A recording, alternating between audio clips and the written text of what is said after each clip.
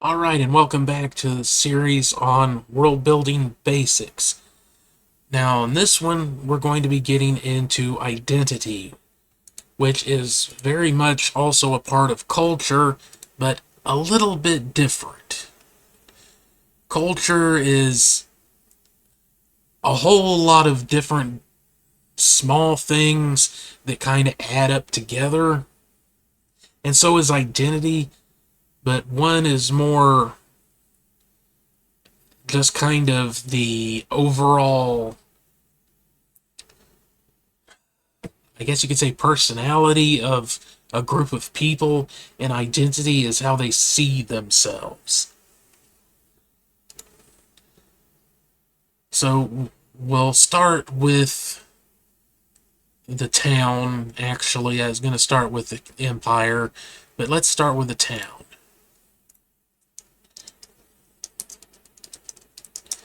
So this already to me says they see themselves as survivors,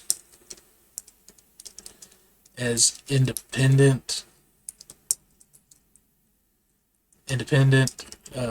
people. Um,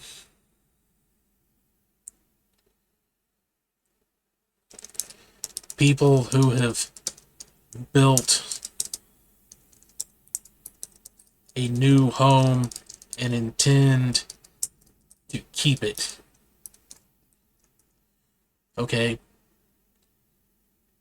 And as with all the others, we're doing the bare basics here. This is just where you start from. This is kind of your just first pass, go through, build in, or get some details, build them out a little bit, and then you just keep going through until you're satisfied and ready to start writing. Because I will say again, keep harping on this, but I'm going to say it again, you only need what you actually need. You don't need a whole encyclopedia about your entire world if you're only ever going to use tiny little bits of what that entire encyclopedia could be. Wait until you have written like 5 or 6 novels, then you can have an encyclopedia. Because then you might have enough material to warrant on an encyclopedia, instead of spending hours and hours and hours and days and weeks and months building out an encyclopedia instead of actually writing your story. Because they're two very different things. So let's look at the identity of the kingdom to the south. You know, culture may not be hugely important for this story, but identity, I think, for this empire is, because they view themselves as better leaders than anybody else.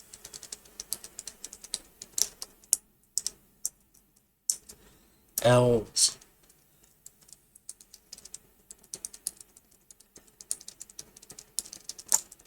And how did I come to that conclusion? Why did my mind go to that? Well, I had already written not a super aggressive empire, but has steadily grown over the last 300 years. Okay? To me, that says that they're not necessarily militaristic, they're not conquerors. So it's not really a warrior society, but it's more just that they view themselves as better leaders than everybody else, and they just kind of quietly wait for other bordering nations, kingdoms, and whatnot to get into trouble, and then they move in and kind of say, well, join our empire. We're very stable. We have very good leadership. You won't have to deal with the bad leadership anymore because we'll take care of you. And that's where my mind went, so that's what I would want to type down. That's my notes here. Okay? They don't conquer. They wait for bordering nations to have trouble, then move in and say they can do a better job than all those bad leaders. So they're kind of, this is kind of politics more than identity, but in a real way, because this is going to be kind of an antagonistic entity, this is probably mostly what we would deal with, at least in the first story. Moving on, you might get further into the details of the culture and the identity of other people, but to start with, you're mostly going to be dealing with the ones who are being an antagonist towards the main character, and that is those are the ones that are damaging the forest, destroying parts of the forest for cattle farms. And that's probably going to mostly be ruling class centaurs and their underlings. So you might get some little bits and pieces from human and plain elves that are still part of the Empire that are being lorded over by centaurs. But again, it depends on how much you want to build that out and how much you feel you need to build that out for the story. Okay. But we can go ahead and say that identity of the humans and elves. They're workers. They can't rise far in society. They mostly fill labor and low tier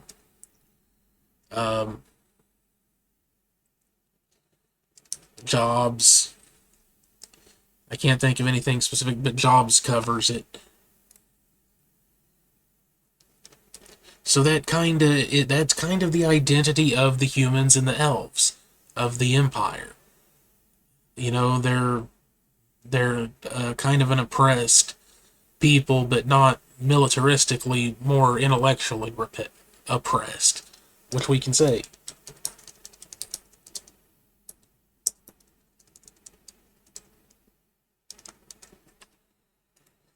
And this is kind of making for an interesting, more nuanced empire. They aren't just bullies, they're browbeaters. They're the kind of people that they don't just punch you in the face, they try to talk over you and make you feel lesser than you are through words as much as anything else.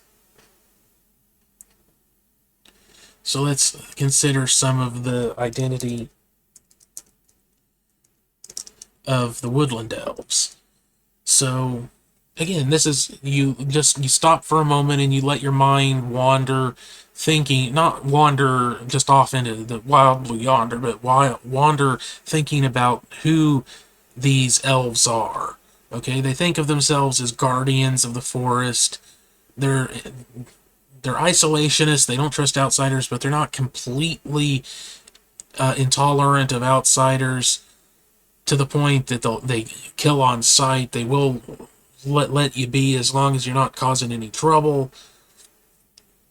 They value magic and spellcasters very highly. So,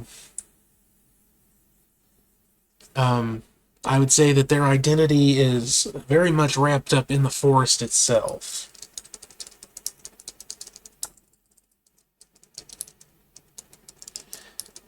It's their home. It's what they know. They defend it. They love it. They almost worship it. Which again, that's very kind of classic forest elf type of behavior, but it kind of makes sense. And again, we're doing the basics. We're getting a starting point here. A place where you start, and then you build off from there. So, wee folk and dryads could be also included in this part if you feel like they might come up more in the story than just being referenced. Again, this is where you need to make decisions. Are the wee folk and the dryads actually going to be a part of the story, or are they just flavor or possibly something for another story? You know, or are they something that might be mentioned in the story, or are they actually going to be involved in it somehow? You know, the wee folk, if they're only found in the deepest, oldest, darkest parts of the forest, I don't really see them playing a part, but we could say that a dryad could play a part. So we could come back up here to fantasy and folklore, and we could get a name for a dryad.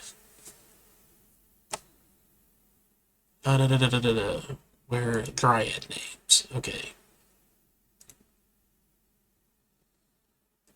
Or actually, as I recall, that uses the names of trees. So what we could do is come up here and look at some of our names. Pinkjoy Pine. So what we could do is say that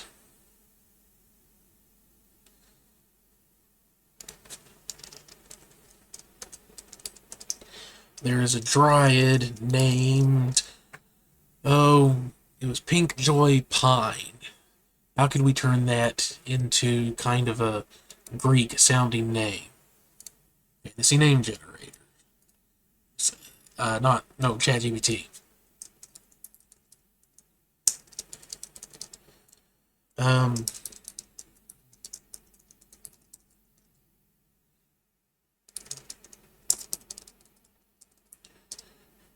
Help me turn Pinkjoy Pine into a dryad style name.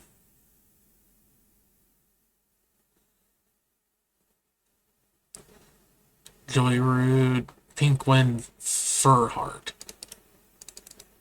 That is good to me. Pinkwind Furheart.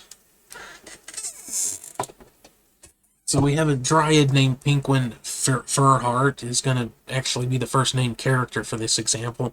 But what I'm doing is her identity.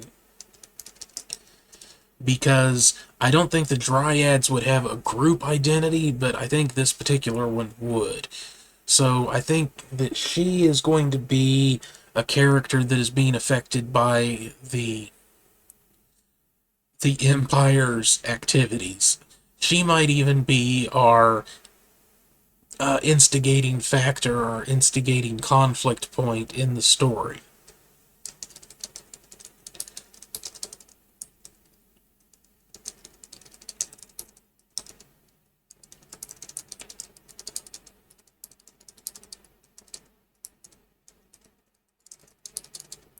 So her tree is being threatened by the Empire's actions. She's friends with the woodcutter. Her identity, again, this isn't necessarily identity. I'm just brainstorming and story building here as well, because going back to an earlier video, your plot, everything to do with your story is tied into your world building, and vice versa. When you're writing fiction, the story is part of the world building, and the world building serves the story. So, identity, like all dryads, she is tied to her tree. If it dies, so does she. So, I mean, that's kind of her identity right there. Her identity, she is part of her tree, and she wants to save her tree. So that is how, basically, that's how you get started on building out culture in the last video, and then identity of the people's or personal identities in the case of the dryad with your basic world building. From there, again, it's just a matter of going through and building things out a bit at a time until you're ready to start writing. So thanks for watching. Don't forget to like the video, share, and leave a comment letting me know what you personally have trouble with world building, and then I'll get to that in other videos or directly in the comments. Subscribe, and I have more resources in the description, books on Amazon, and potentially elsewhere. I'm working on new stuff all the time. Check that out, and I'll see you on the next one. Later.